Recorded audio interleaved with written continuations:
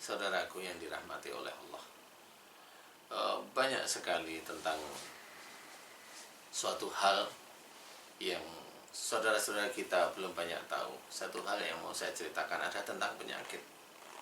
Penyakit itu akan muncul bahwasanya penyakit itu harus diobati oleh ahlinya. Memang betul. Tapi apakah Islam itu tidak ada bagaimana menyelesaikan penyakit tersebut? Insya Allah ada, cuma belum ada yang bisa membuka. Mudah-mudahan ini ada gambaran, dan atas izin Allah Ta'ala saya bisa memberikan gambaran bagaimana penyakit itu bisa muncul pada diri kita. Saudaraku yang dirahmati oleh Allah, sebenarnya penyakit itu akan muncul dari salah satu hal, yaitu salah satu ayatnya, wa ma asabakum min musibatin fa bima kasabat aydikum. Artinya adalah apa saja musibah yang engkau terima itu disebabkan dari buah tanganmu sendiri. Nah, musibah ini adalah yang terkena kita, yang mengenai kita. Itu disebabkan dari buah tangan kita. Buah tangan itu maksudnya adalah perbuatan kita yang tidak baik di hadapan Allah. Perbuatan kita yang tidak baik melawan aturan Allah. Perbuatan-perbuatan zalim, perbuatan yang memang dilarang oleh Allah Ta'ala, tapi kita kerjakan. Sebenarnya awalnya dari sana. Nah, bagaimana orang itu bisa menyelesaikan? Kalau memang seorang itu sudah terkena penyakit, kalau itu dari perbuatan tidak baik, ambillah ayat yang lain. Wasari'u ila maghfiratin min rabbikum. Sudah sangat jelas. Dan bersegeralah kamu ke dalam ampunan Allah. Jadi sudah tidak perlu menunggu waktu lagi. Kalau sudah sakit, ayo mohon ampunan kepada Allah Ta'ala. Itu anjuran Allah. Dan itu juga merupakan ketakwaan kita kepada Allah Ta'ala. Kalau kita berbuat salah, ayo memohon ampunan. Ubahnya ayat-ayatnya yang menyuruh kita mohon ampun. Tapi kita hanya habis sholat, mohon ampun, istighfar 3 kali, selesai. Padahal dalam hadisnya Rasul itu memohon ampun kepada Allah Ta'ala lebih dari 100 kali. Nah, itu harus kita pahami. Rasulullah yang dijamin masuk surga, beliau pun tetap memohon ampun kepada Allah Ta'ala dengan banyak. Apalagi kita. Saudaraku yang dirahmati oleh Allah, sebenarnya kalau kita mau memahami dan kalau kita mau mengerti betul, insya Allah bisa. Dan sangat mudah. Kalau umpamanya, kalau kita sakit langsung beli obat, kemudian sembuh, beli obat sembuh. Pertanyaannya, kalau kita memang benar-benar mencoba belajar menjadi seseorang yang takwa pada Allah Ta'ala, kalau obat tersebut itu menjadikan kita sembuh, apakah kita tidak berpaling dari Allah Ta'ala sehingga kita menjadikan obat inilah penolong saya? Kalau kita sudah seperti itu, di hadapan Allah Ta'ala kita tercatat bahwa kita menuhankan obat itu penolong. Padahal di dalam Quran dijelaskan tidak boleh seperti itu. Wa ma antum bi mu'jizina fil ard wa ma lakum min dunillahi min waliyyin wala nasir. Dan kamu tidak akan dapat melepaskan diri dari musibah Allah di muka bumi. Dan bagimu tidak ada seorang pelindung dan penolong kecuali Allah. Belum tentu obat tersebut itu yang menolong kita. Belum tentu. Banyak saudara-saudara kita yang berobat, minum obatnya hebat, tapi tetap aja mati. Nah, disitulah kita tidak paham. Ayolah kita kembali ke jalan Allah. Yang menjadikan kita sakit itu perilaku kita, perbuatan kita yang tidak baik. Dari mulai momennya, kalau kita sakit apa? Kalau kita sakit batuk, itu diawali dari cara bicara kita itu keburu-buru. Kalau kita itu sariawan, itu diawali cara bicara kita itu ketus, tidak enak didengar oleh orang lain, menyakitkan hati orang lain. Kalau kita terkena radang tenggorokan, kalau bicara itu nadanya tinggi, itu awalnya. Dan itu tidak baik di hadapan Allah Ta'ala. Apanya yang baik? Kalau kita pusing, di situ ada suuzon, di situ ada curiga, kita berpikir. Di situ kita merasa benar, ada di dalam otak kita. Apakah itu perbuatan baik? Tidak di hadapan Allah Ta'ala. Dan banyak hal. Kalau paru-paru kita itu sakit, TBC barangkali. Apakah kita sadar bahwasanya kita itu senantiasa menyimpan marah? Kita orang yang udah pendiam, tapi kita sering menyimpan marah yang disimpan. Dan itu bisa menjadikan TB. Dan semua hal. Nah, kalau kita sudah sakit, langsung lari ke dokter. Boleh sih, tetapi harus satu syarat. Mohon ampunlah dulu pada Allah Ta'ala. Kalau memang belum diberi kesembuhan oleh Allah Ta'ala, baru berdoa, ya Allah izinkan saya berobat ke rumah sakit atau ke dokter. Mudah-mudahan Engkau berikan kesembuhanku melalui mereka. Tetap itu berdoa.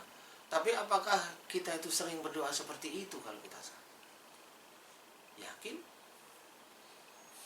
Itulah kita sebagai manusia. Itulah kita sebagai hamba Allah yang masih penuh kehinaan, lupa. Saudaraku yang dirahmati oleh Allah, satu hal yang salah yang bisa menjadikan seseorang meninggal itu adalah kalau kita salah atau dosa kepada orang tua. Mau memaki orang tua, mau memarahi orang tua, merendahkan orang tua, nanti hasilnya adalah mati. Jadi kalau seseorang mati di umur di bawah 45 tahun, biasanya dia bermasalah dengan orang tuanya. Siapapun. Kenapa saya cerita seperti itu? Karena saya meneliti. Setiap kali orang itu bersalah dengan suami atau istrinya, sembuhnya gampang. Tapi kalau setiap kali dia itu bersalah dengan orang tuanya, sembuhnya agak sulit. Kecuali dia meminta ampun kepada Allah Ta'ala, meminta maaf pada orang tuanya. Mudah-mudahan dia tulus, sehingga disitulah Allah baru mengeluarkan penyakit-penyakitnya. Jadi kalau dia tidak bisa meminta maaf kepada orang tuanya, ya dia akan merasakan wala tulqu bi aidikum ila tahlukat, dan janganlah kamu menjerumuskan dirimu ke dalam kebinasaan. Kalau kita melawan orang tua, padahal Allah menyuruh kita berkata aja sama orang tua, itu dilarang. Apalagi kita menghardik, apalagi kita marah, apalagi kita benci.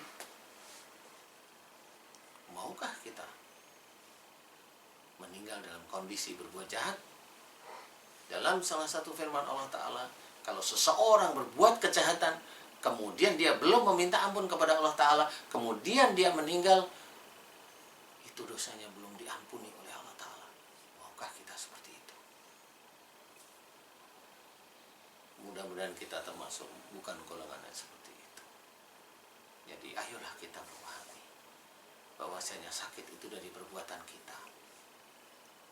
Kalaupun ada cerita bahwa sakit itu menggugurkan dosa, dosa yang mana mau digugurkan? Orang itu harus memahami. Kalau ayat Allah itu umpamanya mengatakan begini, wala nudziqannahum minal adabil adna dunal adabil akbari la'allahum yarji'un. Sungguh kami timpakan siksa kecil di dunia sebelum siksa besar di akhirat, agar kembali ke jalan yang benar. Akan ditimpakan siksa kecil kepada seseorang di dunia ini. Siksa kecil berarti tubuh yang disiksa nih. Sebelum siksa besar di akhirat. Kita kalau mencermati ayat Quran, satu ayat ini tidak terputus, bahwa siksa kecil di dunia sebelum siksa besar di akhirat. Saudaraku yang dirahmati oleh Allah Ta'ala, kalau Allah memberikan saat ini kepada seseorang siksa kecil di dunia, pasti Allah sudah menyiapkan siksa besar di akhirat. Pasti ayatnya sudah bercerita seperti itu. Sudah pasti. Nah, bagaimana caranya memutus? Mohon ampun kalau Allah sudah memberikan siksa kecil kita di dunia, mohon ampun, kita putus di situ. Mohon ampun kepada Allah Ta'ala, apa kesalahan kita kepada Allah Ta'ala? Apa kesalahan kita kepada Allah Ta'ala? Mohon ampun. Sehingga nanti penyakit yang muncul pada waktu di dunia ini dihilangkan oleh Allah Ta'ala. Mudah-mudahan dari permohonan ampunan kita kepada Allah Ta'ala, kemudian kita berbuat baik kepada Allah Ta'ala, sama, nanti Allah akan mengampuni. Ilal ladzina tabu wa aslahu wa bayanu faulaika atubu alaihim. Ilal ladzina tabu, mereka yang telah taubat. Jadi pada waktu seseorang itu diberi siksa kecil oleh Allah Ta'ala, diberi penyakit oleh Allah Ta'ala, masuklah ke ayat tersebut. Illal ladzina tabu, mereka yang telah taubat, taubatlah kepada Allah Ta'ala. Waslahu, dan melakukan perbaikan, jadi tidak melakukan kesalahan lagi yang berhubungan dengan penyakit tersebut. Kalau penyakitnya di mulut, ya mulutnya yang dijaga. Kalau penyakit hubungannya di otak-otaknya yang dijaga. Nah, disinilah sebenarnya kita harus memahami. Wabayanu, dan memberikan nasihat kebenaran kepada orang lain. Baru Allah menjawab di ayat tersebut, fa'ulaika atubu alaihim, maka tobat mereka yang aku terima. Saudaraku yang dirahmati oleh Allah, berarti seseorang itu kalau mendapatkan suatu musibah atau penyakit khususnya, dia harus taubat, dia harus melakukan perbaikan. Kalau dia melakukan, dia diberi oleh Allah Ta'ala sakit, kemudian dia sembuh, jangan berbangga bahwa itu sembuh. Itu karena karunia Allah. Walaupun kita tidak minta ampun kepada Allah Ta'ala, tetapi Allah masih memberikan kesembuhan atas penyakit kita. Begitu sayangnya Allah kepada kita. Tapi kita sebagai hamba Allah begitu tidak tahu hati kepada Allah. Masih berbangga. Saya kemarin sakit kanker, saya dioperasi. Walaupun ini masih menyisakan alhamdulillah sembuh, alhamdulillahnya. Tapi dia mau berbangga sebenarnya. Naudzubillah. Disitulah kita harus paham. Ayolah kita kembali ke jalan Allah. Obat bukan penolong. Bukan. Allah lah yang menolong. Tubuh kita milik Allah. Tubuh kita milik Allah. Makanya kita harus kembalikan pada Allah Ta'ala. Saudaraku yang dirahmati oleh Allah, ayolah kita memahami jika kita sakit, di mana titiknya, mohon ampunlah. Kalau itu disebabkan dari perbuatan-perbuatan kita tidak baik, perbuatan-perbuatan yang keluar dari jalur agama, perbuatan-perbuatan dolim, perbuatan-perbuatan yang kita mengikuti perbuatan setan. Saudaraku yang dirahmati oleh Allah, ayolah kita berperilaku baik seperti Rasulullah, berkata yang lembut, berpikiran yang senantiasa positif, melakukan hal-hal tidak kasar, sikap kita tidak keras, hati kita tidak kasar, senantiasa pada siapapun, apalagi suami istri, kepada anak-anak kita, kepada saudara-saudara kita, teman-teman kita. Ayo kita kerjakan kebaikan demi kebaikan. Karena dalam Quran diceritakan, jika seseorang melakukan kebajikan, di situ pahalanya untuk orang itu sendiri. Pahala ini akan dicatat oleh Allah Ta'ala. Apakah kita tidak senang kalau memang kita besok di akhirat pahala kita tampak di sana? Ataukah kita hanya melakukan perbuatan-perbuatan dolim, perbuatan dosa? Dan itu diceritakan, dan dia yang akan menanggung dosanya sendiri. Nauzubillah. Ayolah kita kembali ke jalan Allah. Kalau ada sakit, mohon ampun kepada Allah Ta'ala. Mohon ampun terus menerus. Mudah-mudahan Allah ridho sehingga penyakit kita disembuhkan. Jika penyakit kita itu disembuhkan oleh Allah Ta'ala, biasanya Allah mempunyai ciri penyakit itu tidak dimunculkan lagi. Kalau penyakit itu dimunculkan lagi, berarti dosa kita masih ada di hadapan Allah. Saudaraku, mudah-mudahan ini bisa meningkatkan keimanan kita dan ketakwaan kita kepada Allah Ta'ala. Ayolah kita meningkatkan ketakwaan kita dengan salah satu hal, yaitu mohon ampun kepada Allah Ta'ala. Mudah-mudahan bermanfaat, khususnya bagi diri saya sendiri dan juga saudaraku yang dirahmati oleh Allah. Assalamualaikum warahmatullahi wabarakatuh.